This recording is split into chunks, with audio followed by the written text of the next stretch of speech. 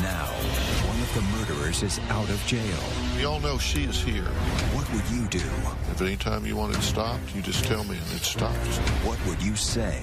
She can come out now. If you were face to face with one of the women who murdered your 12-year-old daughter. Why? Why did you do it to her? You doused her with gasoline. While she was begging for my mom. Tell me how somebody does that. And a tearful request. That's the only thing I ask of you. As this mother and daughter lash out at Shanda's killer. You're sick. Dogs don't tear their prey apart the way you all tore her apart. You were there when she was stabbed. You were there when she was lit on fire. Who does this? After 19 years, this family finally gets their answers. Tell us the truth. When she was pleading and begging for her life, what did you see in her eyes? Friday, we introduced you to the shocking story of teen murderers who killed an innocent 12-year-old girl by the name of Shanda Sharer. Now, I talked to her mother, Jackie, and her older sister, Paige. They are struggling, as you might well imagine, with feelings, anger, all the things that would be involved if you lost a loved one in this way. Now today, for the first time, these two family members are going to confront one of these murderers that committed this savage act against their daughter. Here's what happened on Friday. Previously. It was a brutal slaying. 12-year-old Shanda Sharer was repeatedly beaten and sodomized for hours. 15-year-old Hope Rippey and 3 other girls admitted to torturing 12-year-old Sharer, then burning her alive. Sunday, police arrested 16-year-old Melinda Lovelace and Lori Tackett and charged them with murder. The 18-year-old Lovelace planned the murder of 12-year-old Shanda Sharer to punish Sharer for stealing her lesbian girlfriend. These older girls get her out of the house some way. Yes. They put her in the car. Melinda is under a blanket in the back seat. And Melinda came up from behind and put a knife to her neck. The only person that evening out of the 4 girls that knew Shanda was Melinda Lovelace. The other 3 girls had never met Shanda, had no reason to dislike her. They beat her head in with a tire iron. They stab her. They smash her face in. They sodomize her with a tire iron. They certainly did. Your baby. Well, that's not all they did. She was alive when they set her on fire. We have another daughter. She has never really dealt with Shanda's death. For about 2 or 3 months after her death, I literally could not sleep. I was afraid if I shut my eyes, I would see her burning. It's very hard for me to understand how that could be an exciting night for you. How you could get in a car and know that you're going to kill somebody and that be exciting. After they set Shanda on fire, not once but twice, they went to McDonald's. They went to McDonald's for breakfast and joked that she looked like the sausages. That's right. The only thing that I've ever asked is for these girls to serve their sentence. And the only one that has is Lori Tackett. And she's currently serving the remainder of her 60 years at Indiana Women's Prison. I didn't go into that evening knowing anything was going to happen. Peer pressure. That's all it was. Every January I relive pretty much what happened, and it's just extremely hard. I hope every January breaks her more and more down the older she gets. I've got to tell you something I don't buy. This was just peer pressure. That is absolutely, unequivocally crap to me. You cannot tell me that these girls were not bought into this and pursuing it with vigor. 2 of them are out of jail. Hope admits that she douses her with gas. Yes. And she's out walking the streets. I was the first person that poured the gasoline on Shanda. And I don't know who lit the fire. It was either Laurie or Melinda. You know, something to start out all like fun and games, and it's just going to be, you know, a rowdy night and turn into something so incredibly out of control. Hope Rippey got a judge to completely resentence her, and she shaved 15 years off of her sentence. So I don't feel good about that at all. You all know she is here. She has agreed to speak to both of you, which I think she damn well should. Forget about these cameras. There is no pressure here. None whatsoever. I'll stay with Paige. Now, in cold blood, a daughter's brutal murder continues. She can come out now.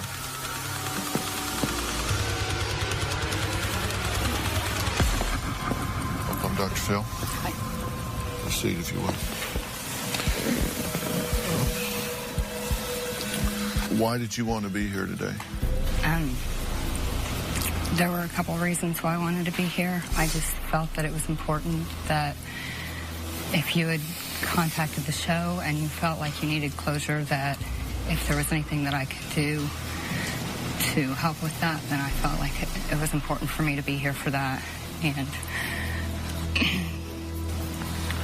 I've not apologized to you in court or at any other time because I just haven't felt that. Do you think I'm sorry is going to change anything? No, I don't. I don't at all. Okay. And that's why I haven't. I've always felt like it.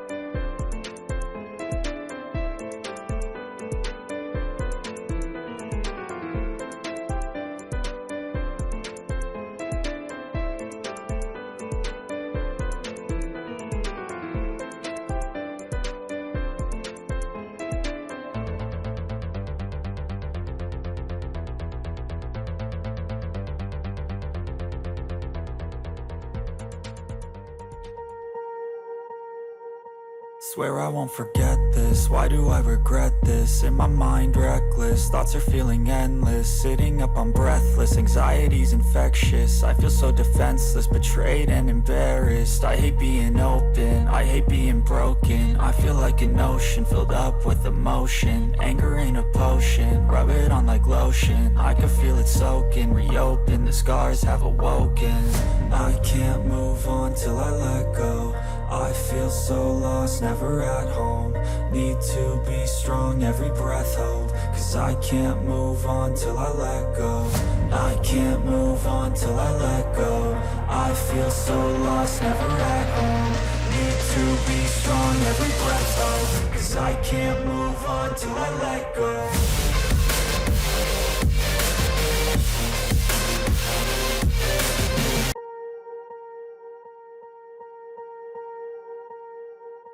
Swear I won't forget this, why do I regret this? In my mind reckless, thoughts are feeling endless. Sitting up I'm breathless, anxiety's infectious. I feel so defenseless, betrayed and embarrassed. I hate being open, I hate being broken. I feel like an ocean filled up with emotion. Anger ain't a potion, rub it on like lotion. I can feel it soaking, reopen, the scars have awoken. I can't move on till I let go. I feel so lost, never at home. Need to be strong, every breath hold. Cause I can't move on till I let go. I can't move on till I let go. I feel so lost, never at home.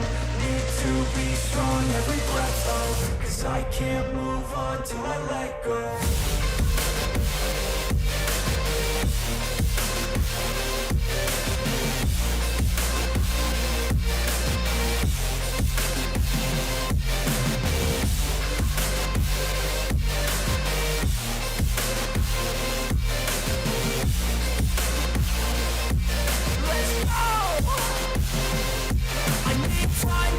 The pain makes it real. I don't wanna feel, I just wanna kill. The bad thoughts are still a good thought and feel. I'm just lost, I feel, I'm just lost to feel. I need time to heal, I can't steer the wheel. Cause this drive to kill, and it gives me chills. A nice road it feels, I slip off the peel and crash all the steel. Will I ever heal? I can't can't move on till I let go. I feel so lost, never at home. Need to be strong, every breath hold. Cause I can't move on till I let go. I can't move on till I let go. I feel so lost, never at home. Need to be strong, every breath hold. Cause I can't move on till I let go.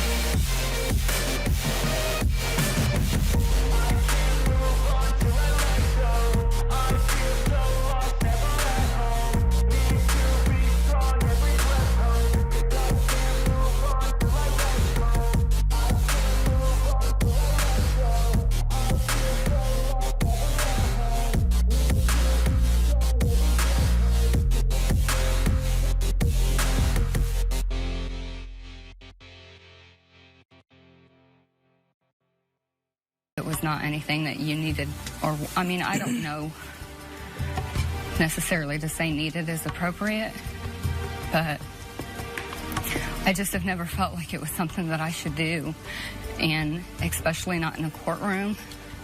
And I felt like if this was my opportunity to express that to you, that I should take that opportunity. What do you mean, what they needed? I mean, it's like you're doing them a favor? I'm not trying to do them a favor. That's not, I don't mean it like that. And I don't mean it disrespectfully in any way. And that's why I've never said it. Because I don't want to be like that. You are like that. And I understand that you feel that way. I don't feel it. I know it. And that's fine. Hope, let me ask you a question. How do you think you could have made this up to us? What could you have done to make this up to us and to Shanda? I don't think that there's anything that I could do to make this up to you. But there was. There was one thing you could have done. You could have stayed in prison, and you could have served out your sentence. That's what you could have done. There was only one thing you could have done, because you can't bring her back. You can't make that night go away. You can't take back all that you did to my child. But you could have stayed in jail, and you could have served your sentence. That's the only thing that they ask of you. That's the only thing I ask of you. But you had to try over and over and over and over and over, because it was always about you and what you wanted, not about what you should have done. So don't ever say you're sorry, because you're not sorry. Do you have children, Hope? God, I hope you never do. I hope nothing good for your life. I'm sorry, but I hope nothing good.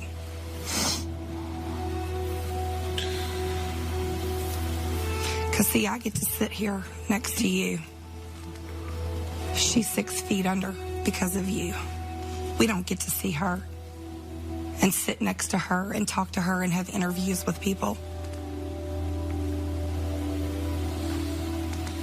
I don't know how you get up every day and look at yourself in the mirror. I don't. I didn't think I wanted to speak to you, but I really do want to ask you a question. Why? Why did you do it to her? You didn't even know her. You never met her. I mean, how could you just, tell me how somebody does that? I don't have an answer for you on that, and I'm sorry. Just tell me. Tell me how you did it. I did do it. I know. I did. And so tell me how that happens. I don't have an answer for that. I don't, and I'm sorry. Nothing that I have is a justification. That's a reason. I think, Hope, what I do think you can offer at this point is some honesty and some candor. Absolutely. But come on. I've been doing this a long time.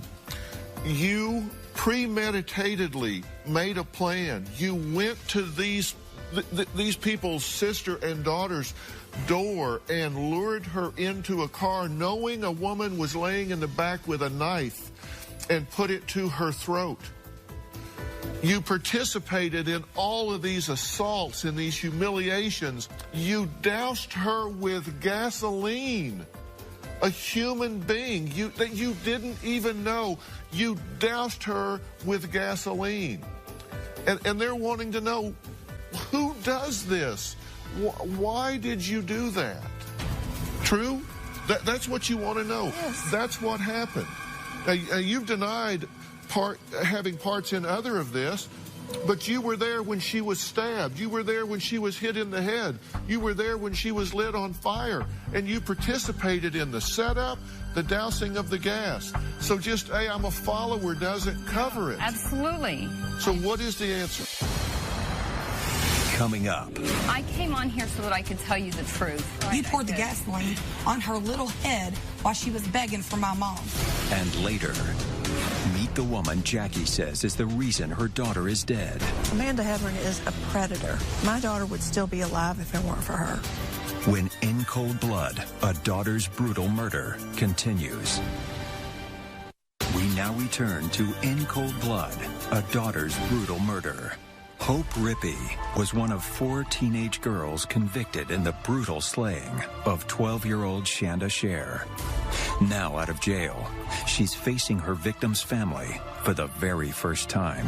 You were there when she was hit in the head. You were there when she was lit on fire. And you participated in the setup, the dousing of the gas. So just, hey, I'm a follower doesn't cover it. Absolutely. So what is the answer? The answer is I just didn't know what to do. I didn't know what to do. I didn't know, and I know how pathetic that sounds. That's why I just don't know how to answer that with anything that makes any sense. You were alone for at least 4 hours. Yes. When you didn't have an intimidating person there, you didn't have someone there saying, I'll beat you up if you do this, I'll kill you if you tell.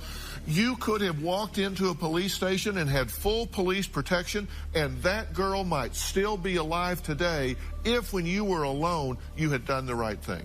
You're right. So don't tell me it was intimidation. You were alone. I'm not saying that. I'm not saying that. I know that I absolutely, from the moment it began till the moment it ended, I could have stopped this. Yes, I understand that. I understand it. I completely understand that. And why did you not? I don't have an answer for that. I don't have an answer for that. But it's the only answer that I have. You're sick. I was a weak person. I was weak, and I just didn't know. Okay. Did you feel power that the 4 of you had control of her and could make her do anything and do anything to her you wanted to? Was that a high for you at the time? No, not at all. What did you get out of hurting and murdering this girl? I did not do this to get something out of it. I didn't feel anything out of it. What did you do it for then? What motivated you to do it? Because I was going along with it. And I'm sorry that sounds like an excuse or that sounds like an empty response, but that is the truth. You took her watch. You took a little girl's watch. Stripped down in the woods, you took a little girl's watch. What did you see in her eyes? Tell us the truth. Did you look her in the eye? No.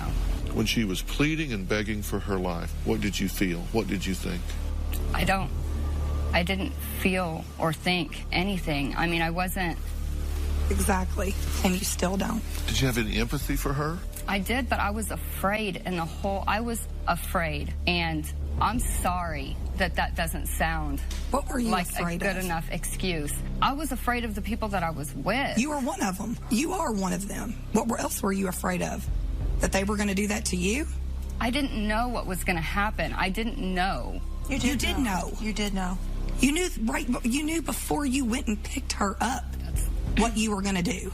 I'm sorry, but that's not. The testimony was that Lori told you she was going to kill a little girl that night. That's not. You all even talked to Tony about it on the way to There New was Albany. Conversation that Melinda was upset with she was Shanda, going to kill a little girl, and that she was going to kill her. Yes, but it was not taken seriously, and I'm sorry. So I came on here so that I could tell you the truth, and I'm sorry if you don't feel like I'm telling you the truth, but I'm doing the best that I can to tell you the truth, and that's why I came out here, not to lie to you, not to make up excuses for you, not for any other reason, but I don't have all of the answers, and I'm sorry for that. Well, I am sorry for that, and I will take whatever punishment you feel like you need to say to me. Anything that you feel like you need to say, that's fine.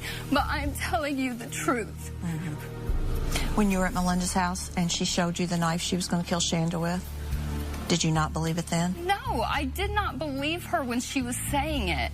I didn't believe her. So when you went to the witch's castle, you still didn't believe it? No, I didn't.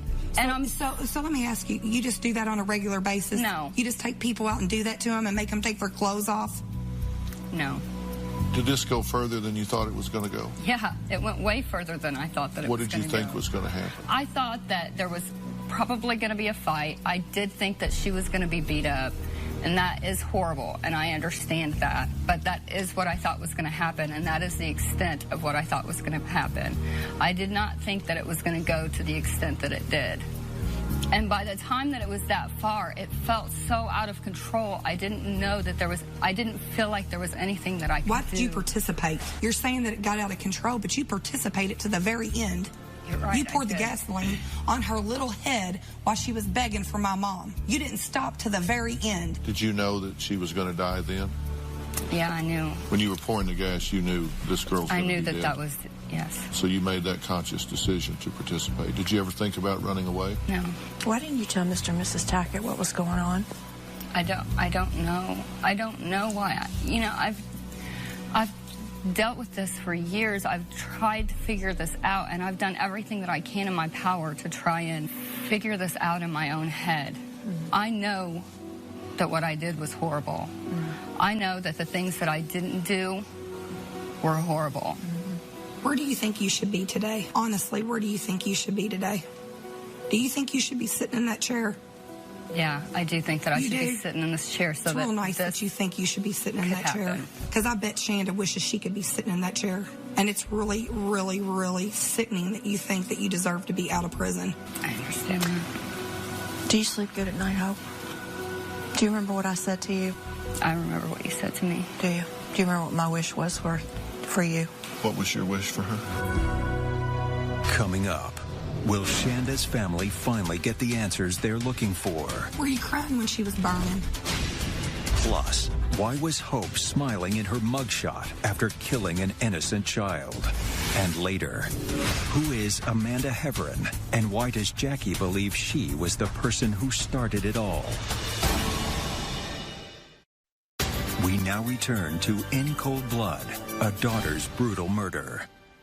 Do you sleep good at night, Hope? Do you remember what I said to you? I remember what you said to me. Do you? Do you remember what my wish was for you? Yes, I do. Has that come true? I would say yes. Good. What was your wish for her? Well, part of my wish was that they would stay in prison the rest of their lives, and that their cell would be covered with pictures of her body, and that they would hear constant recordings of her screams for help for the rest of their lives. That was my hope for them. And I do hope you're haunted by that. Because I think if you're haunted by that enough, we'll be assured that you'll never do this again. Because I never want anybody to suffer the way my child suffered. I don't either. You were inhuman that night. You were not even, there was not even a hint of being human that night. Dogs don't tear their prey apart the way you all tore her apart. She was 12 years old. She was a beautiful, happy child. Had her whole life ahead of her, and you took it away. And you destroyed our life. I just want you to always remember what you did. I don't want you to ever live a day that you don't see her face. Ever. That there's nothing you can say and there's nothing you can do. And whether I forgive you or not is totally, totally irrelevant. Because your judgment comes later. I have nothing to do with it. Is there anything you would like to say to them? Just that I'm sorry. And that I will do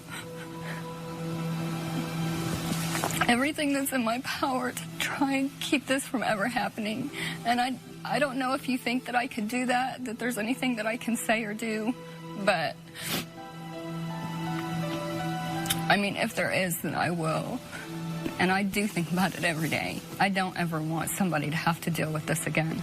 And not because of what I had to deal with, because of what you went through and what your family went through, because of our decision making, because of our inability to stand up and make the right decisions. Let me just tell you this. Unless you have a child and your child is murdered like mine was, you'll never know what we've gone through and what we go through every day. But I hear you saying that you knew what you set out to do was bad. You were with a gang of girls that were going to go get a 12-year-old child and beat them up. And you get that was bad. But you never thought it was going to spiral into someone being tortured for 10 hours and then ultimately killed. That was not in your head when you started. Yes, that's true. But that's what it snowballed into. That is what happened. Do you get the gravity of Absolutely. That? You don't trivialize that? You don't minimize that? No, not at all. I cannot imagine. No. And no, I don't at all trivialize it at all. And you sit here convicted of murder. Yes. And you said that you were scared at the time. I do get how you can be scared at the time. What I don't get is when you had the 4 hours, you did nothing about it. What I don't get is this picture right here. I know. This is a mugshot where you have been arrested after the death of an innocent child. And you're smiling ear to ear. When I was arrested and I was taken in to be fingerprinted and have my mugshot taken, the two detectives that were with me were joking about my age and referring to the fact that they had kids my age, and I mean they were just trying, because I was upset and I was crying, and they were trying to... What were you upset and crying about? Because of what had happened and what was going on. Were you crying when she was burning and begging for her mommy? Actually, I was. You were? Yeah, actually I was.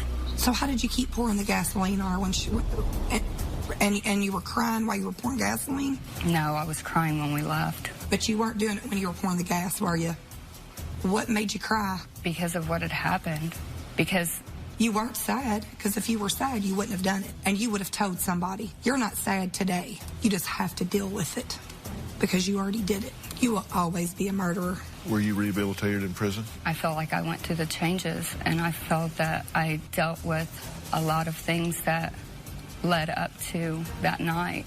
And I feel that, you know, I grew up there.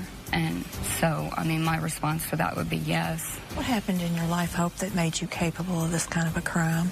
I don't know that anything happened in my life that made me, I mean, I don't have an excuse like that. I didn't have, a horrible childhood where I was abused, and, I just was a weak kid. I don't call somebody that murders a 12-year-old little girl and pours gasoline on her and sets her on fire weak. I'm sorry, but that's the furthest thing that I think. Normal people don't do that. I know that. Are you at risk to do this kind of thing again? No. Why not? What do you know now that you didn't know then? I know that no matter what, I would stand up for somebody. And I know that I would make a different decision. I know that. Is there anything else you'd like to say to Hope? You can't do anything to make me better. You can't do anything to make her better. You can't bring Shanda back, and I'll never understand. I don't know how I am sitting here looking at a person who is considered a human being that breathes and speaks and laughs and smiles, that is capable of that kind of crime. Is there anything you want to say? Just that, I understand that you don't forgive me and that you may never, and I understand that, but truly, with everything in me, I am sorry. I truly am, and I'm sorry that even saying that sounds... I'm sorry. I just don't know what else to say. How would your parents feel if it was you 6 feet under? I don't know. I don't know. You don't know. So don't tell us you're sorry. Forgiveness is not an issue. She's dead. She suffered. She had no life. And I don't have to forgive you. No, you don't. Doesn't mean a thing. So never hurt anybody else again. That's all I can ask of you. Because there's nothing you can do to make my life better. Coming up, Shanda's mother says a fifth girl should have gone to jail for her daughter's murder. Amanda molested my child. Amanda Heverin is a predator. My daughter would still be alive if it weren't for her. And later, Amanda Heverin is here to set the record straight. Did you know Melinda had made a death threat? She told you she was going to kill Shanda, right? When In Cold Blood, a daughter's brutal murder continues. We now return to In Cold Blood, a daughter's brutal murder. Melinda Loveless allegedly had an obsession that led to Shanda's horrific killing. What was behind Melinda's reported obsession? Shanda's mother says it all links back to one person, Amanda Heverin.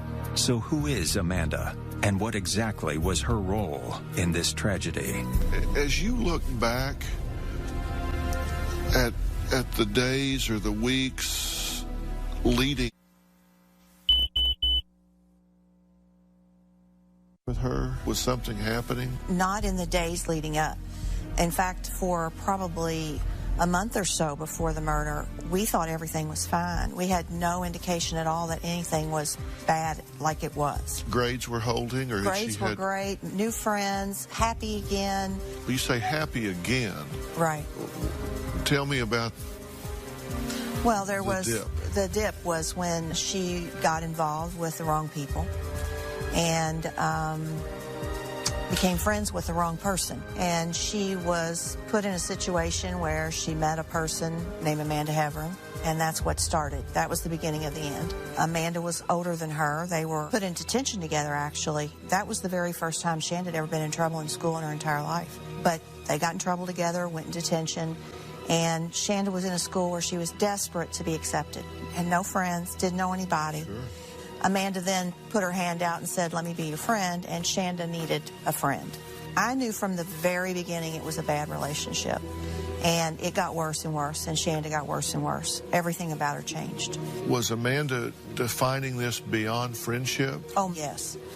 Amanda molested Shanda. There's just no easy way to put that. Amanda was and is a lesbian, which Shanda didn't even know her sexuality. She was 12. She was 12. And I saw what she went through, and I read a letter that she wrote to Amanda, and I know that there was sexual activity between the two. To what degree, I have no idea, but I know it was enough to devastate my child. I mean, Shanda went through so much shame in her life, to the point where she wouldn't even walk with her head up anymore. She changed her clothes, the way she dressed. She was a little girl that primped every morning and gave me a little show every night about what she was going to wear the next day. And to a child that stayed in her room, didn't want to have contact with anybody, cried constantly, started failing in her grades, wouldn't wear anything but very loose clothing. I mean, you have to know Shanda was a really good student and very athletic. And I found out she failed phys ed. And I was so angry. I said, "How do you fail phys ed?" But what I found out later after the murder was that because of what was going on with Amanda and the shame that she had from all that, she wouldn't take her clothes off in gym. She wouldn't dress out.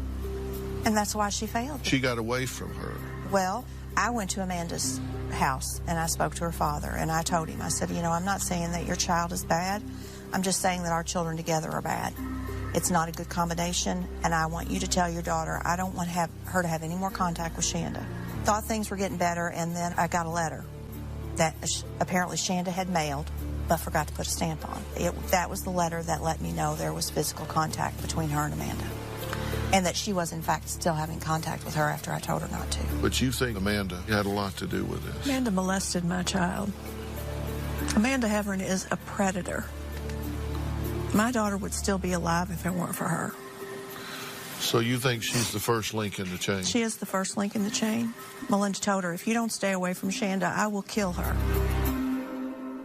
Coming up, Amanda Heverin, the pivotal link between Shanda and her killers, sits down with Dr. Phil to give her side of the story. Is she the reason Shanda Scherer is dead?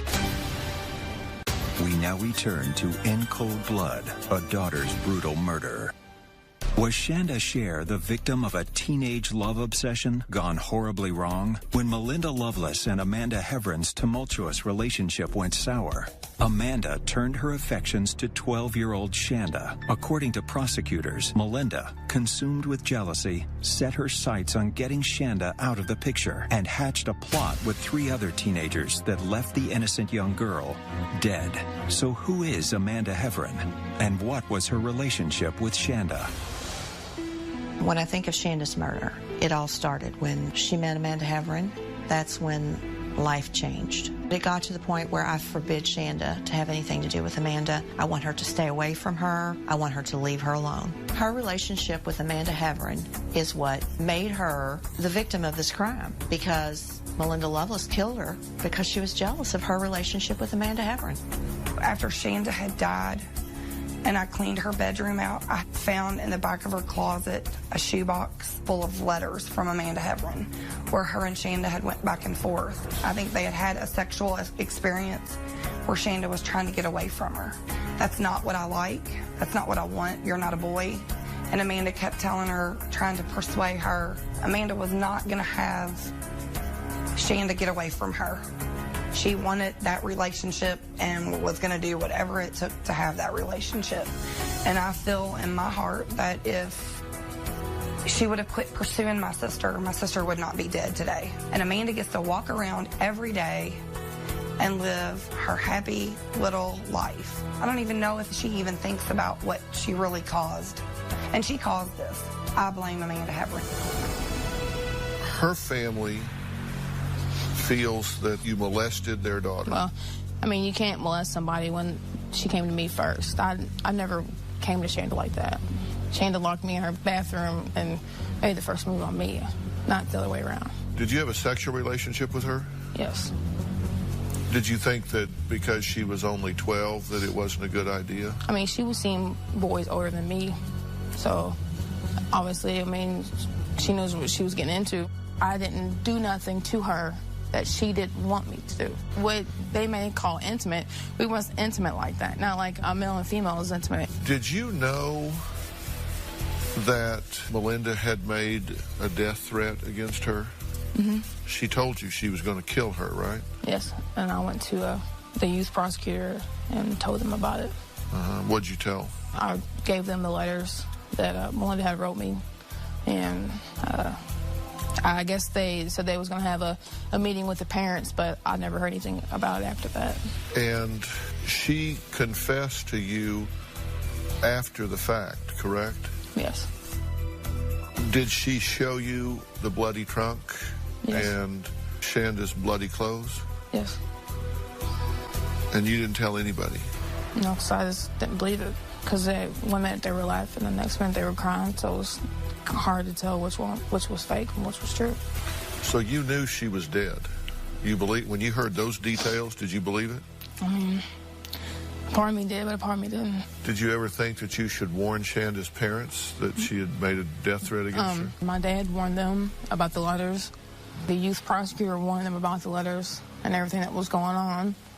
They feel like this started with her relationship with you and that you could have said something. When they told you, they confessed to you that they killed her. Yeah, I did confess to people that they were going to kill her.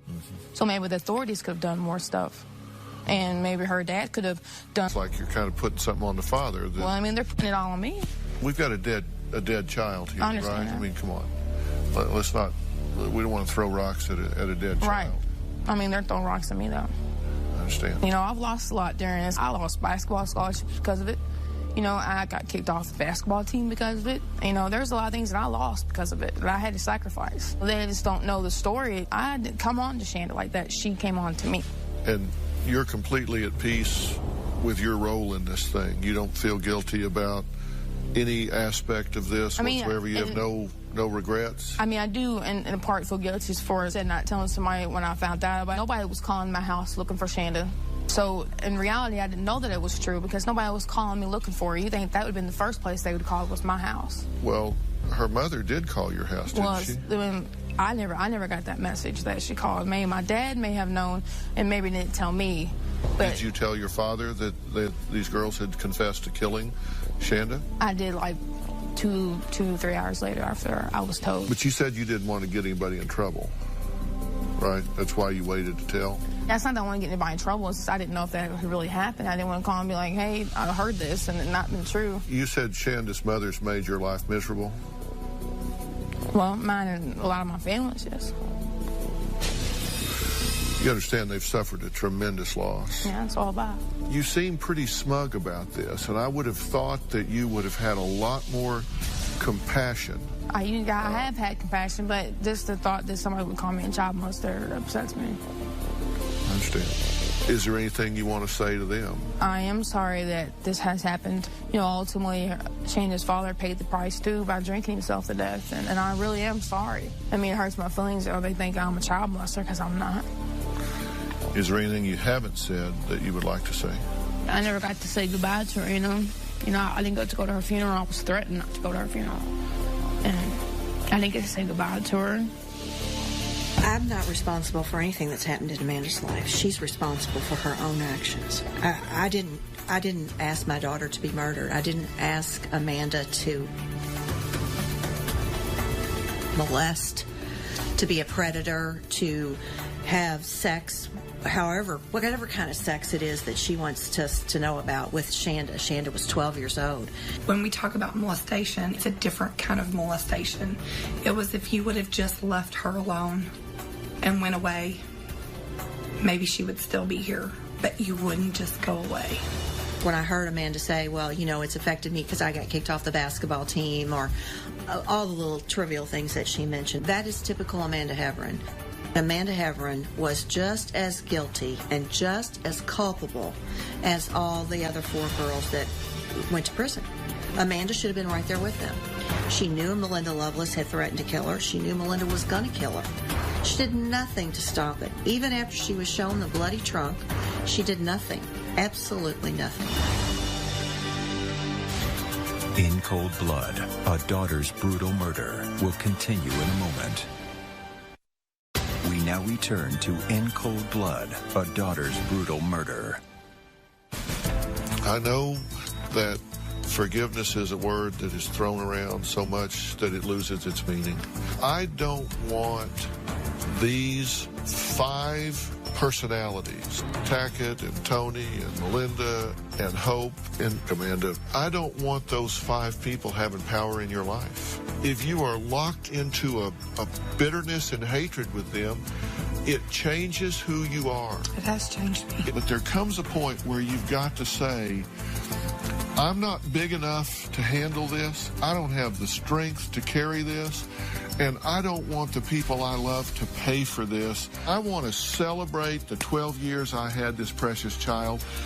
I can't focus on that day of her death. I've got to celebrate the 12 years of her life. And sometimes we think that the longer we grieve, that's directly proportionate to how much we loved. You said, sometimes I feel like I forget her.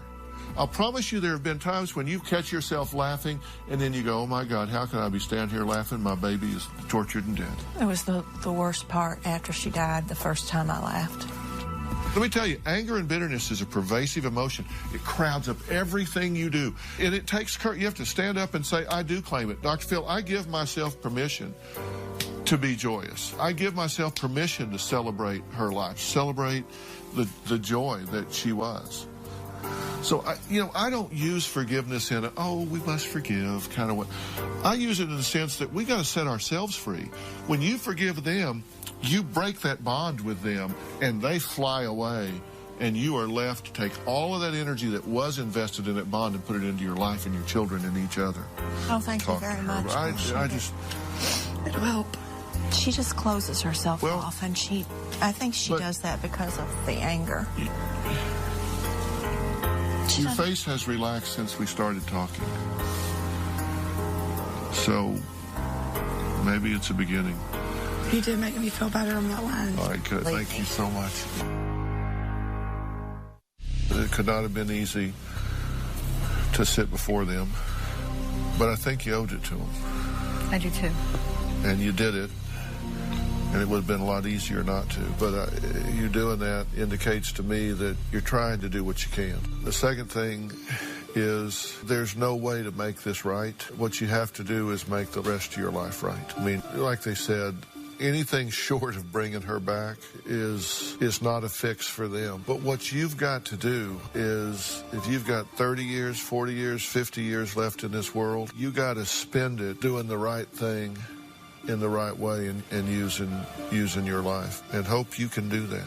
I'm trying to, and I will always try to, and I think that is why I was given the opportunity, and I want to take that opportunity. The only way you'll ever create redemption in your life is you got to own this 100%, because you made some choices there that went beyond compliance, and you got to own those. It's been an emotional journey for Shanda's family, and I hope all of you at home, especially with teenage children, were taking note. If you want to donate to Shanda Scherer's scholarship fund that Jackie and her family have set up in honor of Shanda, go to drphil.com for more information.